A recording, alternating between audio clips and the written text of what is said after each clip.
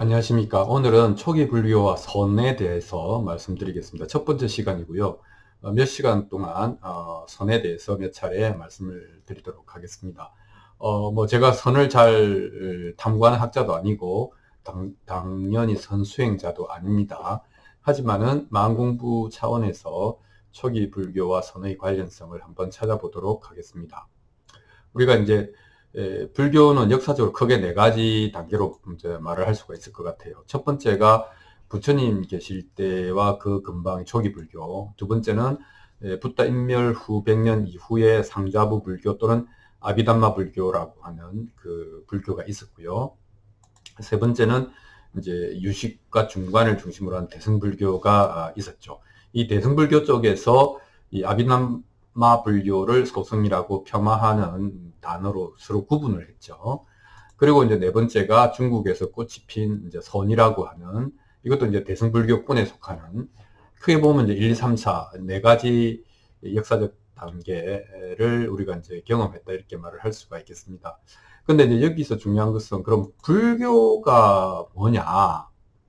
불교가 뭐냐라고 하는 것이죠. 불교가 뭐냐라고 하는 것을 나타내는 단 하나의 단어는 무아지요. 무아입니다. 그러니까 그 이전에 이제 그 진아라고 하는 아트만이라고 하는 것에 반대해서 그런 것은 없다라고 하는 것이 이제 무아지요. 그래서 이제 무아를 비아로 이제 얘기하기도 합니다. 그러니까 몸이나 마음이나 이런 것들은 다 이제 그 변하기 때문에 그걸 가라고 하고, 가는 내가 아니다. 그래서 가는 진짜 내가 아니다라고 하는 의미에서 무하다라고 표현을 했지만, 사실은 이 그런 식의 그 설명은 그 아트만에서도 다 그렇게 다룹니다. 나의 지금 몸과 마음은 진짜 내가 아니다. 뭐 이렇게 표현을 하니까 그 가가 진짜가 아니다라고 하는 의미의 무아가 아니고, 가짜 말고 진짜가 있다라고 하는 그런 것은 없다라고 하는 게 무아론의 이제 핵심이 되겠습니다.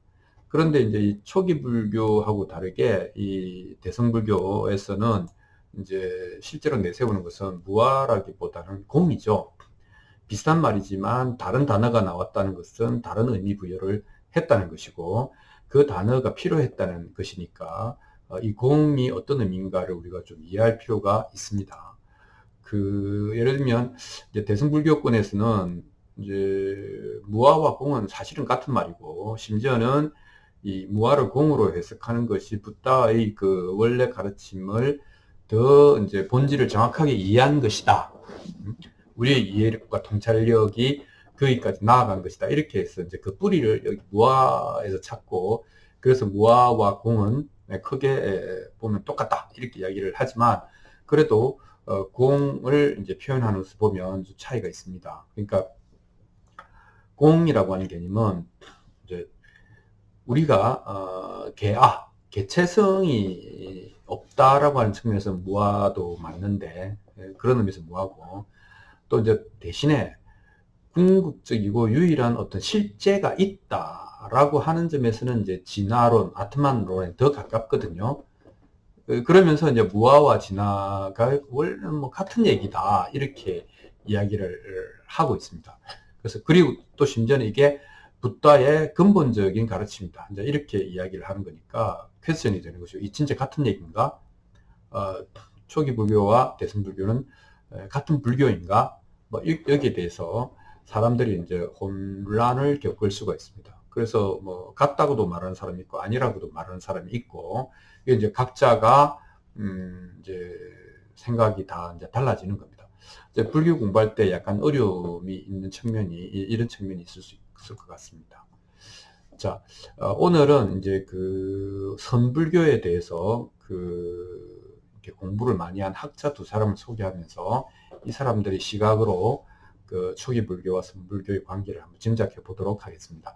그 선불교는 그 이제 대선불교의 이제 세 번째 단계인데, 초기 불교의 진짜 가르침을 개성한 거다, 뭐 이런 관점이 있습니다.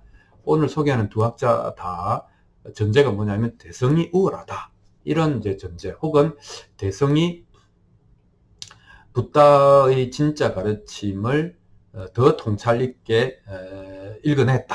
뭐 이제 이런 관점에 있는 것이죠. 그래서 이제 그 두 사람이 서양에서는 뭐 두몰린이라는 학자가 있고 동양에서는 스즈키라는 학자, 일본 사람이죠. 두 사람이 이제 그 선불교에 관한 연구를 많이 했습니다. 그래서 이 선불교에 대해서 이제 두몰린의 생각은 뭐 이런 겁니다. 이 완전한 절대, 이거 공이죠. 근데 완전한 절대니까 아무것도 없다는 의미의 공이 아니고, 뭐, 거의 진화에 가까운 개념입니다. 붓다가 말하는 완전한 절대에 대한 가르침. 사실 이 문장도 맞지 않는 거거든요. 완전한 절대에 대한 가르침을 붓다는 입으로 말한 적이 없죠. 그래서 이제 붓다의 완전한 절대, 이거 완전 절대를 공이라고 봅시다. 붓다의 공에 대한 가르침은 초기 불교를 포함해서 모든 종류의 불교 역사와 형태 속에 존재한다. 그것은 그냥 그 뼈대기 때문에 항상 발견되고 있다. 이 말은 뭐냐면 이 선의 눈으로 보기만 하면, 밝은 눈으로 보기만 하면 초기 불교에서도 완전한 절대에 대한 가르침을 당연히 발견해낼 수 있다. 이게 이제 그 두몰린의 그 생각입니다. 그래서 그럼 그때 왜 그런 얘기를 안 하셨느냐? 이제 두몰린의 이제 뭐 이렇게 뭐 논리는 이런 겁니다. 그러니까 이제 해탈 열반을 이제 그 니르바나를 붓다가 얘기했을 때 그 니르바나가 지복, 완전한 축복 속에 쌓인 완전한 자유다. 뭐 이런 정도의 상태로 우리가 해석을 하자면 그 nothingness, 그 완전한 무, 아무것도 없는, 진짜 아무것도 없는 그런 거일 수가 없지 않느냐.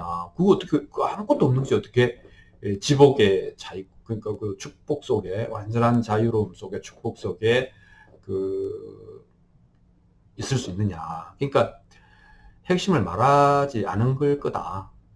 이제 추측입니다. 핵심을 말 안 했을 거다. 왜냐하면 이 인간의 언어라고 하는 것이 되게 불안정해서 완전하지 않아서 이렇게 얘기하면 저렇게 알아듣고 저렇게 하면 이렇게 알아듣고 이 언어를 가지고 절대적인 진리를 설명하고 이해시키는 것은 불가능했을 거다. 그래서 차라리 말씀을 안 하셨을 거다. 그런데 진짜 하고 싶었던 말은 지복에 찬 완전한 자유, 완전한 절대에 대한 말을 하고 싶었을 거다. 이렇게 얘기를 하는 겁니다. 그러니까 그럼 어떻게 할 건데? 그러니까 이제 두몰리는 이런 이 논리도 불가능하고 어떤 논리나 철학이나 이런 것들 다 불가능하고 그 신비스러운 상승이라고 표현하는 어떤 직관적 점프 뭐 이런 것들을 통해서만 그런 것을 이제 체험할 수 있을 뿐이다. 뭐 이런 식으로 얘기를 하면서 여기서 포인트는 뭐냐면 선불교의 뿌리는 초기 경전 속에 초기 불교 속에 완전히 있다. 그리고 그 눈 밝은 사람은 그죠? 눈이 밝은 사람은 초기 경전에서 그것을 다 읽어낼 수 있다. 뭐 이렇게 얘기를 하는 겁니다. 근데 초기 경전에 그런 말이 언급된 건 없지만 그렇게 해석해낼 수 있다. 물론 해석할 권리가 있다. 뭐 이런 식의 얘기를 하는 겁니다. 어쨌든 이제 두몰린이 주장은 이거고요. 스즈키 주장은 조금 더 이제 우리가 이해하기 쉬운 방식으로 전개됩니다. 예를 들면 붓다가 그 말을 한 건 아니지만 붓다가 한 얘기 속에서 그 잘 보면 맹아적 형태의 대성적 가르침이 있다. 이렇게 이제 여기서는 명백하게 있다라고 했고 여기서는 잘 살펴보면 대성적 그 가르침하고 비슷한 게 좀 맹아적 형태로 있다. 이렇게 이야기를 하는 겁니다. 근데 이제 소승은 너무 그걸 단순하게 해석해서 잘못 해석했다. 이렇게, 그리고 수백 년 흘러버린 거니까 문자에 집착하게 되었다. 이렇게 표현을 하는 겁니다. 그런데 어떤 사람은 문자에 집착하지 않고 그 붓다의 그 교의를 실천하고 경험을 축적하고 그러면서 수백 년 동안 사람들의 지혜가 성숙한 결과가 있는데 그 결과로 사람들이 이게 진짜 붓다가 얘기한 진짜다 라고 하는 것을 통찰할 수 있게 되었고 그 통찰한 내용이 선불교 혹은 대승불교의 공의 원리다, 공의 도리다 이렇게 이야기를 하는 겁니다. 비슷한 얘기고 어차피 초기 불교가 대승이나 선불교하고 위배되지 않는다.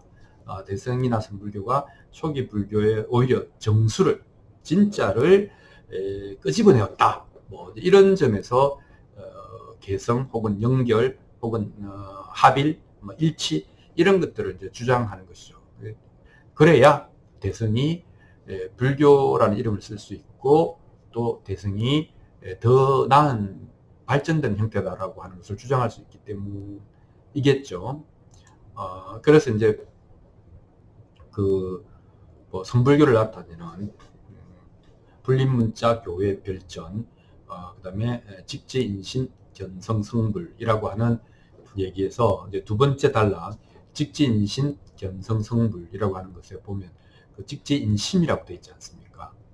뭐 연기라든지 무상고 무아를 얘기한 거 아니고 사람의 마음을 직접 가리킨다 이렇게 되어 있죠. 근데 사람의 마음을 옛날의 표현으로는 이제 심이라고도 했고 의라고도 했고 식이라고도 했거든요. 요 식이 뭡니까? 유식에서 말하는 유식, 오직 순수 의식만이 존재한다 이런 의미 아닙니까? 그래서 그 순수 의식을 직관하면 그것이 이제 성품을 보는 것이고 본질을 보는 것이고 그 본질을 깨닫는 것이 곧 성불하는 것이다. 이렇게 이야기를 하는 것이죠.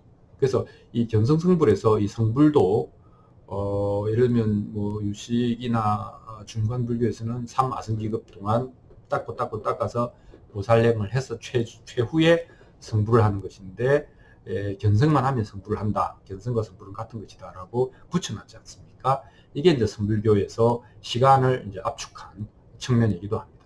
어찌됐건 성불교에서는 이 식이라고 하는 것, 식이라고 하는 것이 유일한 실제고 순수한 의식이 유일한 실제인데 이 실제를 직관하여 밝히는 것, 이 직관에 의한 깨닫는 것, 이것을 이제 강조한 거죠.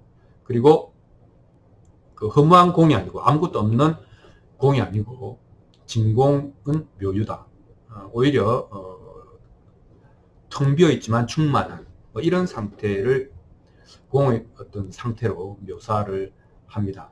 그래서 그 공은 모든 것의 근본이고 근원이고 또 모든 것으로 나타나고 있다. 뭐 이렇게 표현을 해서 직관에 의한 그 깨달음, 이 직관이라고 하는 게 순수 의식이죠. 그리고 그 공에 대한 절대화, 이런 궁극적인 실제로서의 공을 이제 얘기를 합니다.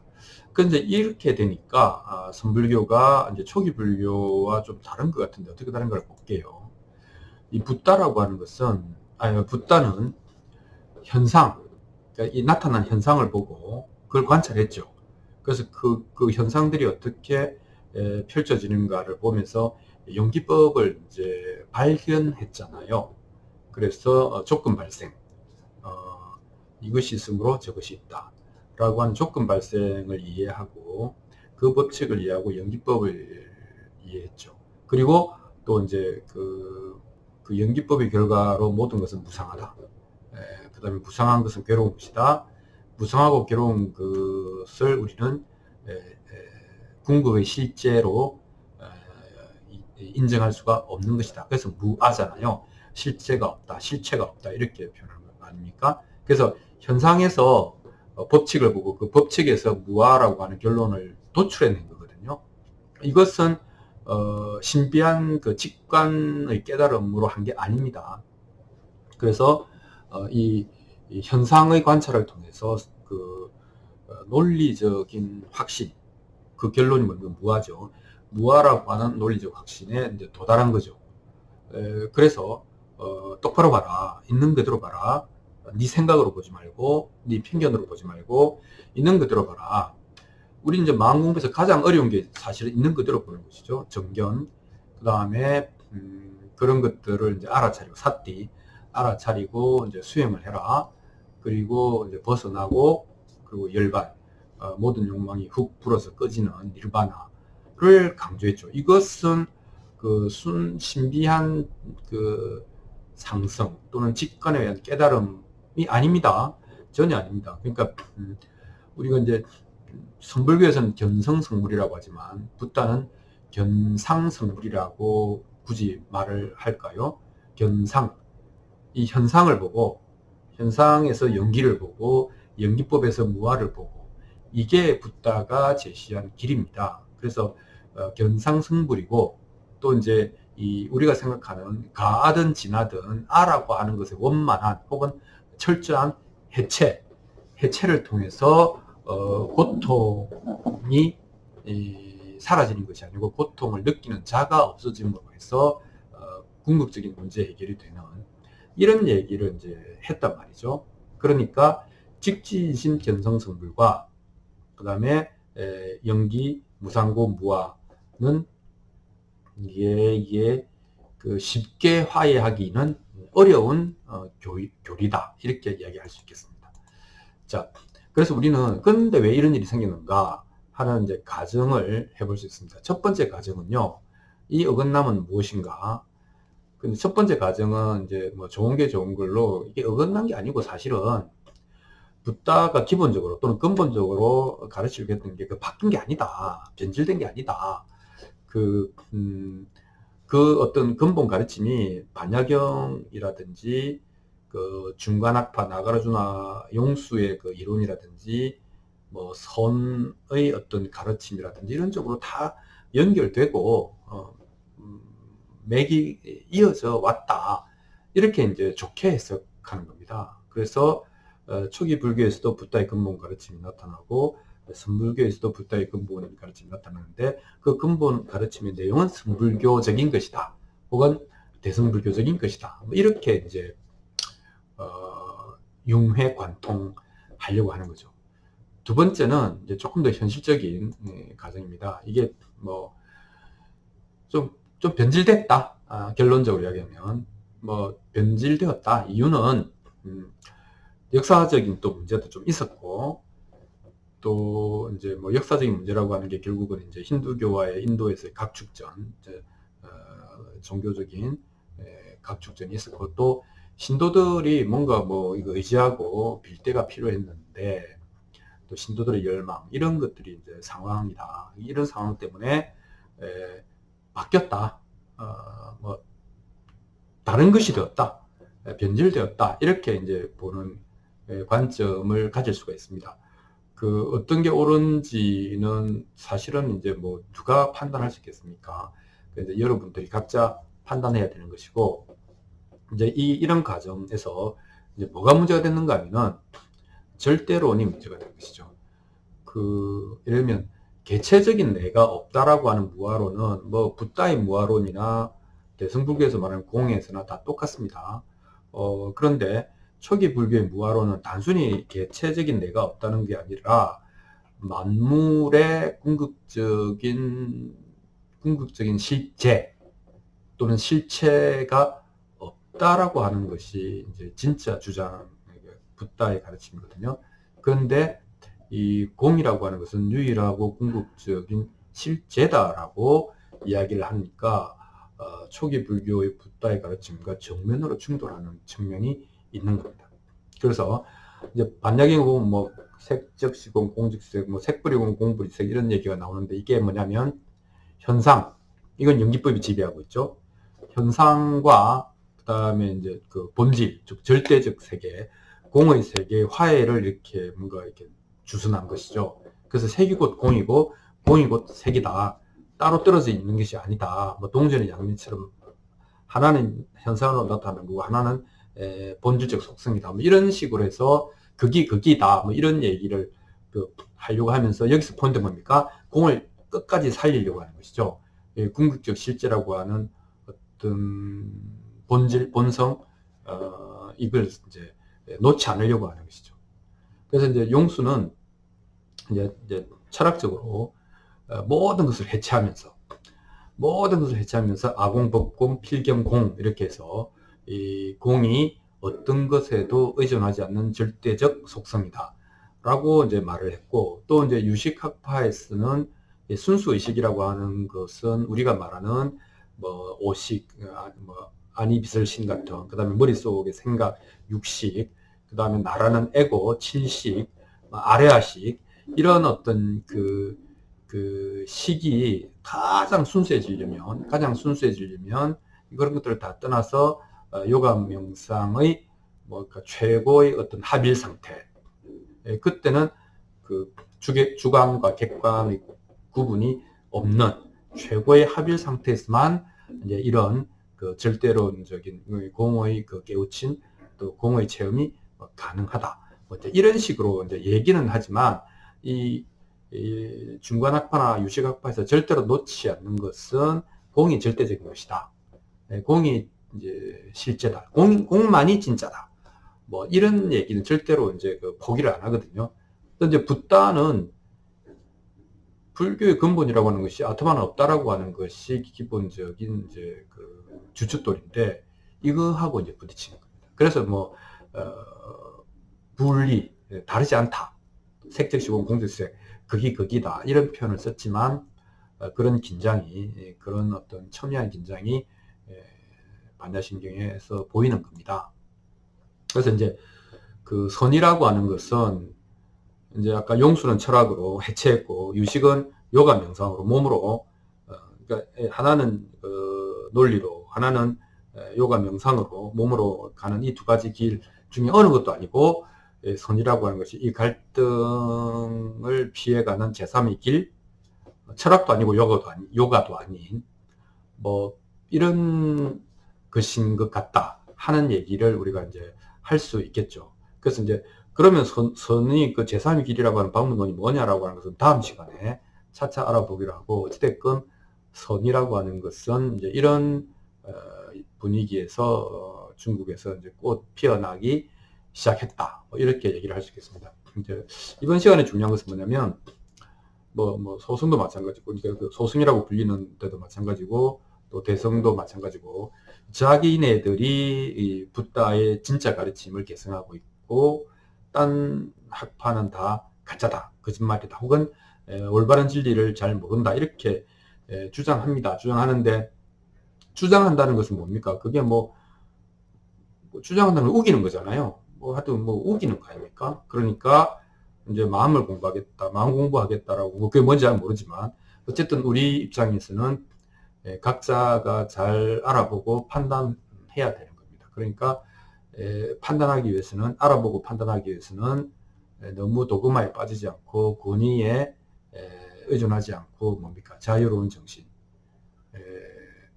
밝은 지성을 가지고 사물의 맥락을 살피는 자유로운 정신이 필요하다 이렇게 이야기를 할 수 있겠습니다.